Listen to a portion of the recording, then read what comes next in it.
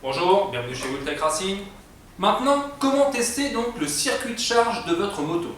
Comment ça fonctionne et qu'est-ce qu'il vous faut pour pouvoir donc contrôler tout ça? Il vous faut un testeur. Donc prenez un bon testeur de préférence. Comme vous pouvez le constater, vous avez donc un noir et un rouge. Donc toujours le même, on va dire, plus et moins donc d'un schéma électrique. Sur un testeur, vous avez donc essentiellement donc trois positions, trois phases. Volt continu, volt alternatif et donc ce qu'on appelle là ici donc les ohms. Donc pour nous, on va toujours travailler donc sur le volt donc continu. Donc le V, le trait droit avec les trois petits points juste en dessous. Vous vous mettez sur 20 volts, il y a largement assez, on n'est pas dans le bâtiment. Et vous allez vous servir après donc des deux pinces qui vont vous servir donc à faire les tests. Bien, donc quel est le sens de votre circuit de charge de votre moto? À partir du moment où vous avez mis votre moto en route, qu'est-ce qui se passe? Vous allez avoir votre alternateur qui va vous fournir donc du courant alternatif, qui va remonter à votre régulateur redresseur qui va vous sortir donc du courant continu jusqu'à votre batterie. Et ça va être donc le circuit donc de charge de votre moto. Donc la fonction principale de votre batterie, c'est quoi exactement?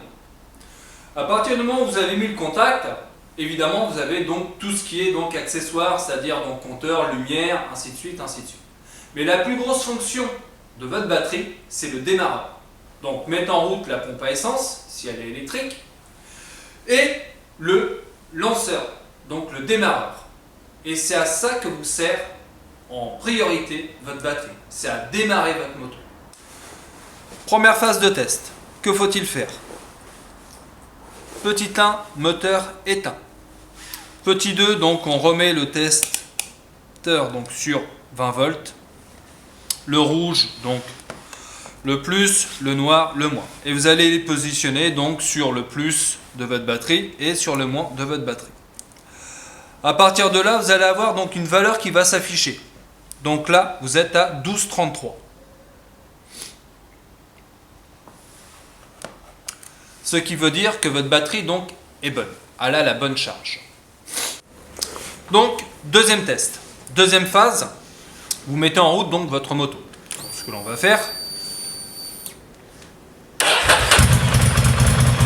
là, donc, on vient replacer.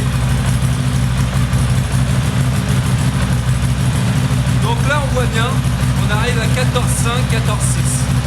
Donc c'est impeccable. Entre 13 et 15, on ralentit, donc c'est ce qu'il faut. À partir de là, vous allez accélérer un petit peu et voir s'il n'y a pas une surtension.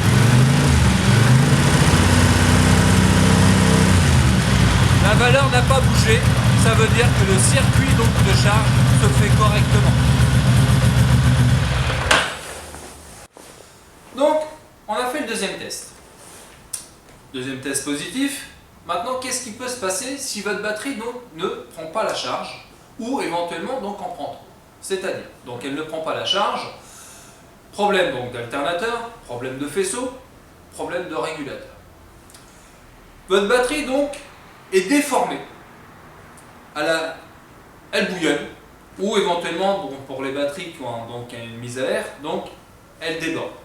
Qu'est-ce qui se passe? Donc là, c'est un problème donc, de surtension, c'est-à-dire que votre régulateur donc, envoie trop de charge. Et là, évidemment, donc, qui dit trop, dit déformation, surchauffe, bouillonnement, éventuellement, donc ça vient à déborder.